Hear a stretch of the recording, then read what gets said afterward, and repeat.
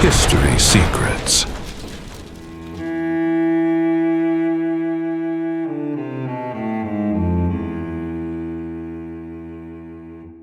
Em muitas tradições religiosas, a história da queda de Lúcifer é apresentada como o momento em que um ser celestial poderoso se rebelou contra Deus. Segundo essa narrativa amplamente conhecida, Lúcifer teria sido um anjo de grande beleza e autoridade, mas seu orgulho o levou a desejar uma posição superior.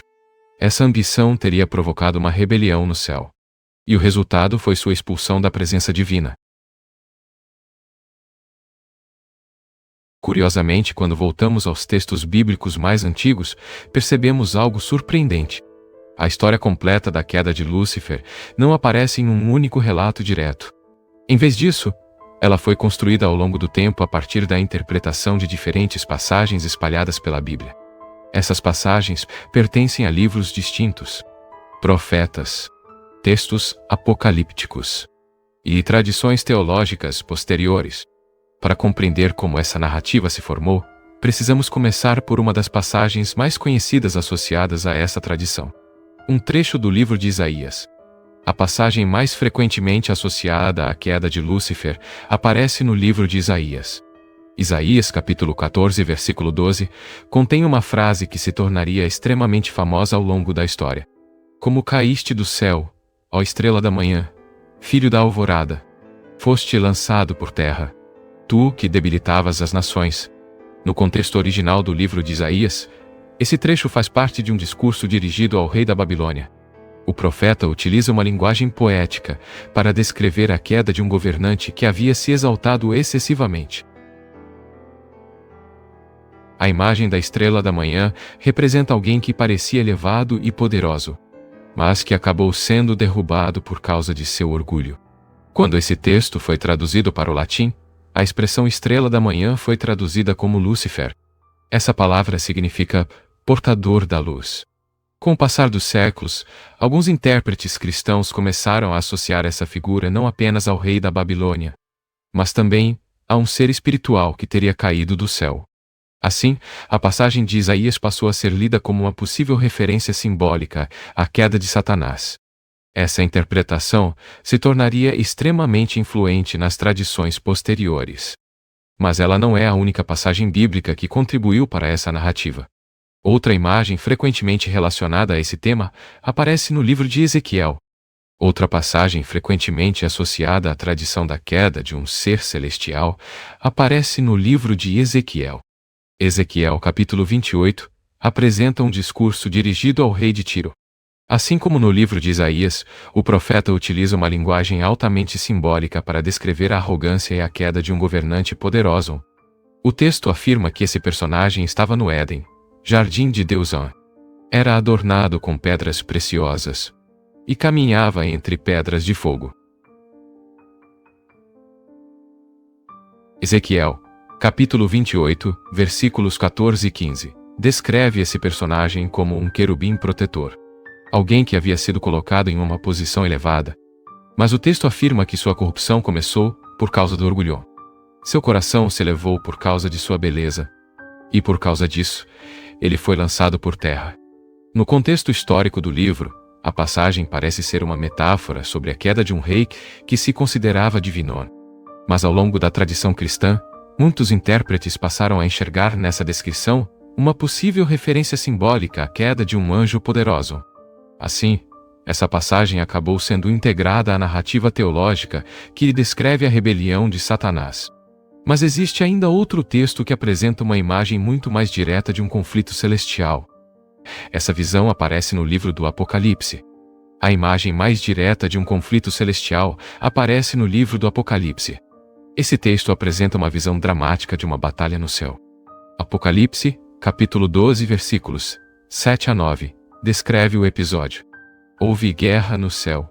Miguel e seus anjos lutaram contra o dragão. O dragão e seus anjos lutaram, mas não prevaleceram. E já não houve lugar para eles no céu. O texto continua afirmando que o grande dragão foi lançado para a terra. Ele é identificado como a antiga serpente, aquele chamado Diabo e Satanás. Essa passagem fornece uma das bases mais importantes para a ideia de uma rebelião entre os Anjosen. Aqui aparece claramente um conflito espiritual. De um lado, Miguel e seus anjos. Do outro, o dragão e suas forças. Ao longo da tradição cristã, muitos intérpretes passaram a associar esse dragão à figura identificada anteriormente como Lúcifer. Assim, diferentes textos bíblicos começaram a ser reunidos dentro de uma mesma narrativa interpretativa. Isaías descrevendo a queda de uma estrela da manhã. Ezequiel falando sobre um querubim que foi lançado por terra. E o Apocalipse apresentando uma batalha celestial. Mas algumas tradições antigas ampliaram ainda mais essa história. Elas aparecem em textos preservados, fora do cânon bíblico tradicional. Entre os textos antigos que ampliam a narrativa sobre a queda de seres celestiais, um dos mais conhecidos é o livro de Enoque. Esse manuscrito foi escrito durante o período do Segundo Templo e preserva tradições que circularam entre comunidades judaicas antigas. Dentro desse texto aparece uma história detalhada sobre um grupo de anjos chamados vigilantes. Segundo a narrativa, esses anjos desceram à terra e decidiram viver entre os seres humanos. Eles tomaram mulheres entre as filhas dos homens e transmitiram conhecimentos que antes pertenciam apenas ao mundo celestial.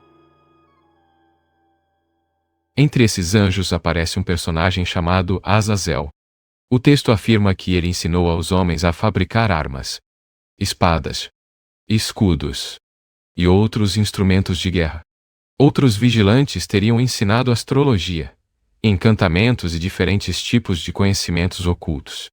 Dentro da narrativa do livro de Enoque, esses ensinamentos são apresentados como segredos proibidos, conhecimentos que provocaram grande corrupção e violência na Terra.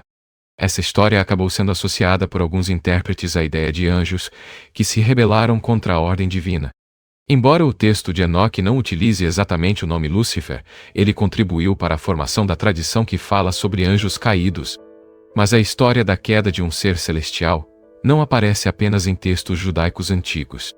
Ela também aparece em reflexões teológicas posteriores.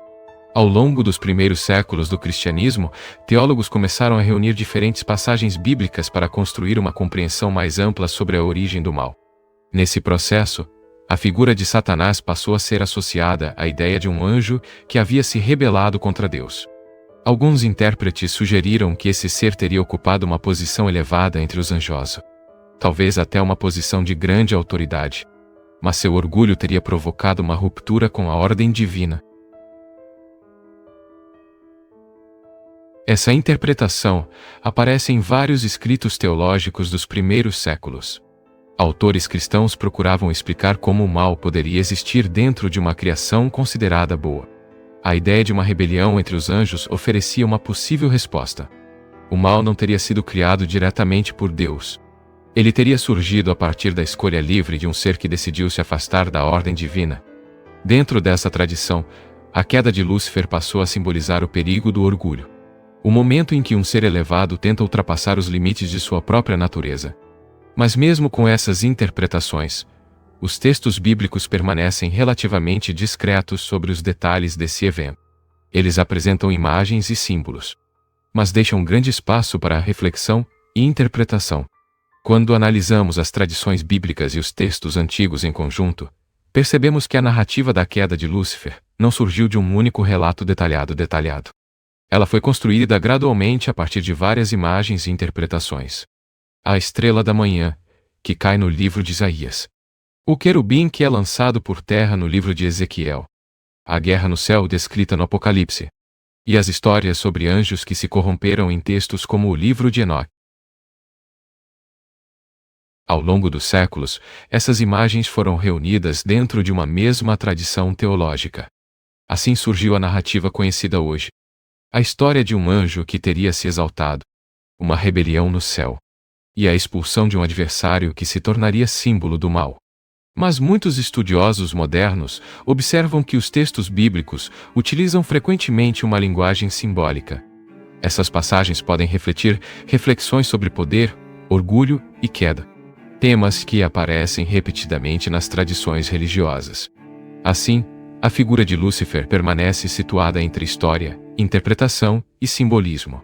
Uma narrativa construída ao longo do tempo, a partir de diferentes textos e tradições espirituais. Talvez o aspecto mais interessante da história da queda de Lúcifer seja a forma como ela atravessou séculos de tradição religiosa e reflexão teológica. Mesmo sendo construída a partir de diferentes textos e interpretações, essa narrativa tornou-se uma das imagens mais conhecidas associadas à origem do mal. Ela aparece em sermões, em tratados teológicos, em obras de arte e em inúmeras narrativas literárias ao longo da história. A ideia de um ser elevado que cai por causa do orgulho tornou-se um símbolo poderoso. Ela representa o perigo da ambição desmedida, a ruptura com a ordem divina e as consequências de ultrapassar limites estabelecidos. Esses temas aparecem repetidamente, não apenas nas tradições religiosas, mas também na filosofia e na literatura. Assim, a figura de Lúcifer acabou assumindo um significado que vai além de uma simples personagem. Ela se tornou uma metáfora sobre a natureza do poder, da liberdade e da responsabilidade.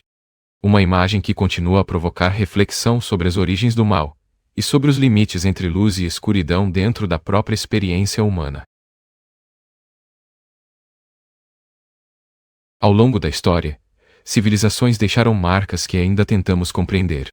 Algumas respostas já foram encontradas. Outras continuam escondidas, esperando para serem reveladas. Story Secrets. Porque alguns segredos da história ainda estão esperando para serem revelados.